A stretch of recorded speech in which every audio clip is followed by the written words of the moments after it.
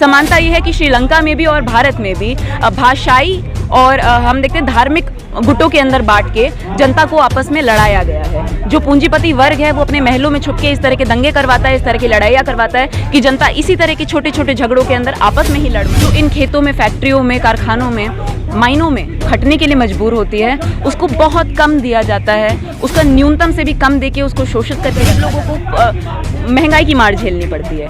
आज श्रीलंका के अंदर जो स्थिति है, हम देखते हैं कि IMF जो है, अंतर्राष्ट्रीय मुद्रा कोष, उसके ऊपर किस तरह से एक डिपेंडेंसी बनाई जाती है एक छोटे गरीबों का, सरकारों का, जो इस तरह का शोषण जारी रखना चाहते हैं। और जो सरकारें हैं वो बहरी बन के बैठी रहती हैं, AC कमरों में बंद रहती हैं, और जो आंदोलनकारी होते हैं उनके ऊपर वो तरह तरह से बर्बर एक्शन लेती है। तो हमारी जो सरकारें हैं उसके अंदर बस ये है कि आप वोट डालिए, उसके बाद आप इंतजार कीजिए अगले टर्म का, आपको दोबारा अपना नेता चुनने का मौका। हमको उम्मीद है कि भारत की ऐसी स्थिति बनने वाली है, क्योंकि हम देखते हैं सरकार की खुद के आंकड़े बताते हैं कि देश के अंदर गैर बराबरी इतनी तीव्र गति से बढ़ रही है कि जो 25,000 रुपया महीना कमाने वाला लोग आदमी है वो टॉप 10% के अंदर है।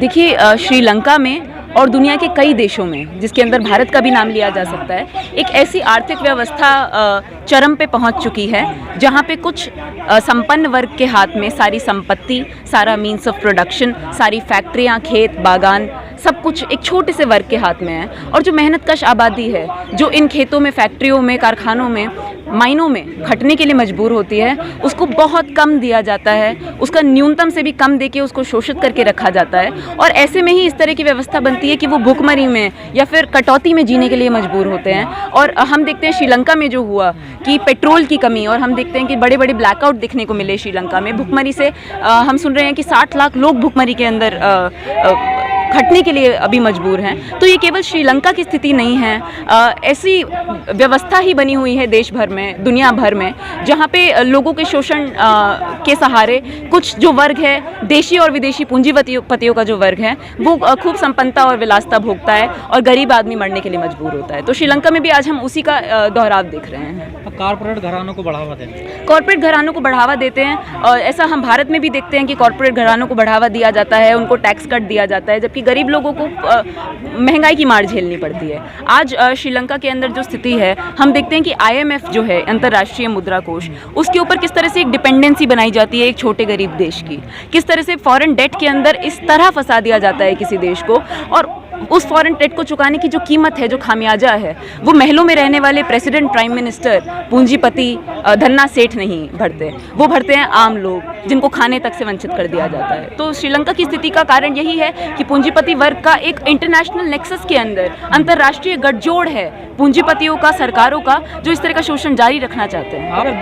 आपको नहीं लगता है श्रीलंका को नेताओं ने बर्बाद किया है? श्रीलंका को नेताओं ने बर्बाद किया, या फिर हम ये भी कह सकते हैं कि जिस तरह की व्यवस्था है दुनिया भर में, उसमें जनता की जो आवाज़ें हैं उसको सुनने का कोई मैकेनिज्म नहीं है, कोई तरीका नहीं है। हम देखते हैं कि जगह जगह तमाम आंदोलन होते हैं, ठीक है, चाहे वो शिक्षा से संबंधित हो, मूलभूत मांगों से संबंधित हो, पर जो सरकारें हैं वो बहरी बन के बैठी रहती हैं, AC कमरों में बंद रहती हैं, और जो आंदोलनकारी होते हैं उनके ऊपर वो तरह तरह से बर्बर एक्शन लेती है। तो हमारी जो सरकारें हैं उसके अंदर बस ये है कि आप वोट डालिए, उसके बाद आप इंतजार कीजिए अगले टर्म का, आपको दोबारा अपना नेता चुनने का मौका मिलेगा। पर क्या ये नेता जनता की आवाज़ को रिप्रेजेंट करते हैं? अगर जनता की आवाज़ ये है कि सबको खाना मिले, सबको घर मिले, सबको शिक्षा मिले, तो क्या ये आवाज़ पहुंचाने के लिए पीपल्स रिप्रेजेंटेशन या ये जो नेता बनाने का हमारा प्रणाली है, हमारी प्रथा है, क्या ये काबिल भी है कि जनता की आवाज़ को पहुंचा पाए ऊपर तक? मुझे ऐसा नहीं लगता है। अच्छा मैम, भारतीय सरकार और श्रीलंकाई सरकार, भारतीय जनता और श्रीलंका जनता में किस तरह का बेसिक फ़र्क आपको अब दिख रहा है, और पहले कैसा दिख रहा है? देखिए, फ़र्क की जहाँ तक बात है तो मैं फ़र्क की बजाय आपको बताना चाहूँगी कि मुझे क्या समानता दिखाई देती है। समानता ये है कि श्रीलंका में भी और भारत में भी भाषाई और हम देखते हैं धार्मिक गुटों के अंदर बांट के जनता को आपस में लड़ाया गया है। जो पूंजीपति वर्ग है वो अपने महलों में छुप के इस तरह के दंगे करवाता है, इस तरह की लड़ाइयाँ करवाता है कि जनता इसी तरह के छोटे छोटे झगड़ों के अंदर आपस में ही लड़ मरे।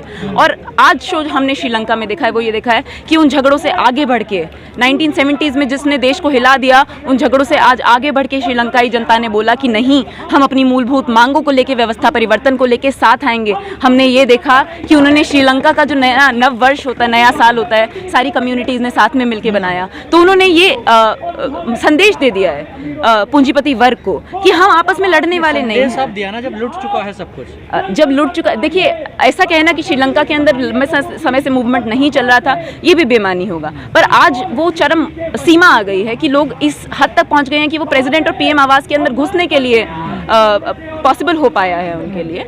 और अब व्यवस्था परिवर्तन की हवा चली है, तो अब हम देख रहे हैं कि दुनिया भर का मीडिया भी इसके बारे में बात कर रहा है। आपने कहा कि सब साथ आए श्रीलंका में, क्या भारत में इस तरह से एकजुटता होगी फिर लोगों में?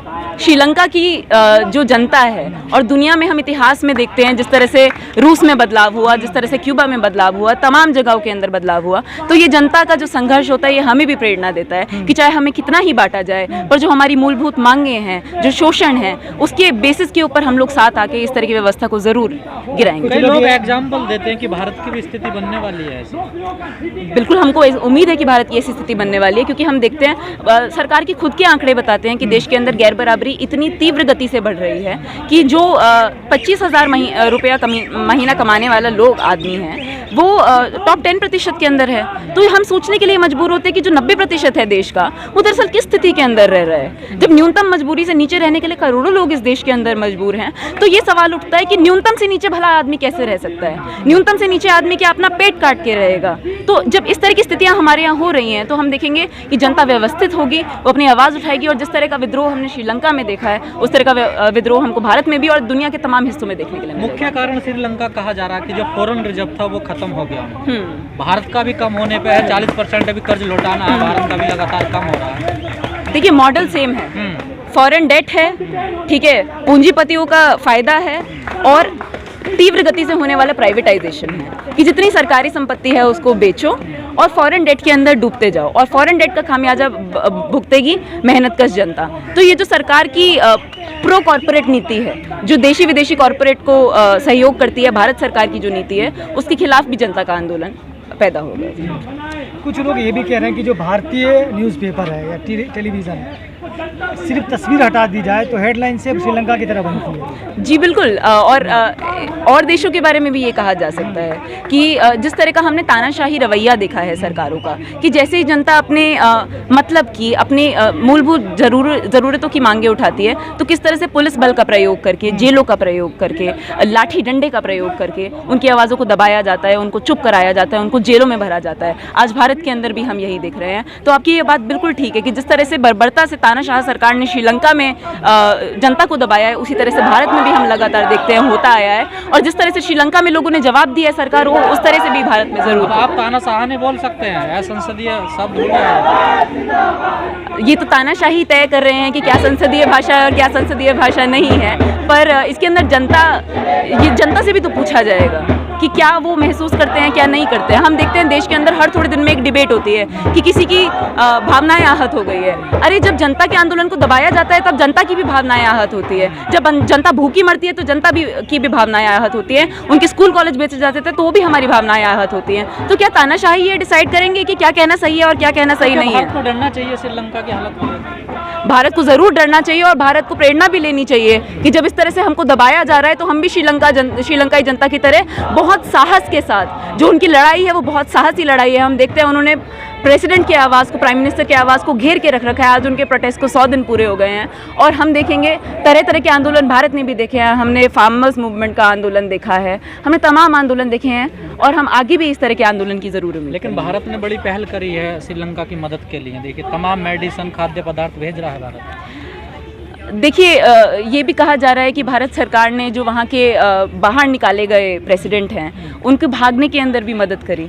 तो फिर वो किसकी मदद कर रहे हैं, ये भी एक बड़ा सवाल है कि क्या वो जनता की ही मदद कर रहे हैं, क्या वो श्रीलंकाई जनता की जो एस्पिरेशंस हैं क्या वो उसके साथ खड़े हैं, क्या वो उनकी इन मांगों के साथ खड़े हैं कि वो किसी तरह के, क्योंकि वहाँ की जो जनता है ये बहुत ज़रूरी बात है जानने की कि उन्होंने केवल सिटिंग प्रेसिडेंट और प्राइम मिनिस्टर को नहीं, उन्होंने विपक्ष को यानी कि ऑपोजिशन को भी रिजेक्ट किया है। उन्होंने बोला कि आप सब हटिए यहाँ से। तो इससे एक कंडीशनैलिटी क्रिएट होती है, इससे एक सिचुएशन क्रिएट होती है जिसके अंदर एक नई तरह की व्यवस्था के बारे में सोचा जा सकता है, एक ऐसी व्यवस्था के बारे में सोचा जा सकता है। नई व्यवस्था बनेगी या फिर इन्हीं नेताओं पे विश्वास जताया जा सकता है? देखिए ये हमको आने वाले समय में जो श्रीलंका की जनता का विद्रोह है यही हमको बताएगा, उसकी जो दशा दिशा रहती है वही ये तय करेगी कि आगे श्रीलंका में किस तरह की व्यवस्था दोबारा आएगी। जी क्या आप कुछ आपने ये बोला था कि क्या भारत तो उनको खाद्य सामग्री वगैरह भेज रहा है। एक सवाल ये आपका क्लियर हो जाएगा कि जब हम हाई कमीशन ऑफ श्रीलंका के बाहर प्रोटेस्ट करते हैं तो किस तरीके से पुलिस हमें डिटेन कर लेती है। तो इससे समझ में आता है कि सरकार सच में जनता के साथ में है कि जो कैपिटलिस्ट गवर्नमेंट है उनके साथ में है।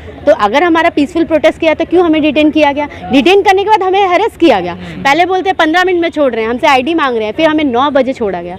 तो ये साफ हो जाता है कि जो यहाँ गठजोड़ हम लोग देखने के लिए मिलते हैं सब दिखावा है, सब दिखावा है। ये कैपिटलिस्ट गवर्नमेंट का गठजोड़ है और इंटरनेशनल लेवल पे जो हमारे माननीय प्रधानमंत्री जी हैं अपनी छवि को चमकाने के लिए ये नाटक करते हैं कि हम लोग ये एक्सपोर्ट करें वो एक्सपोर्ट कर लें। और हमें समझ में आता है कि जो कंट्रीज़ हैं वो किस तरीके से वो दूसरे देश को लूटने का एक भी मौका नहीं छोड़ती।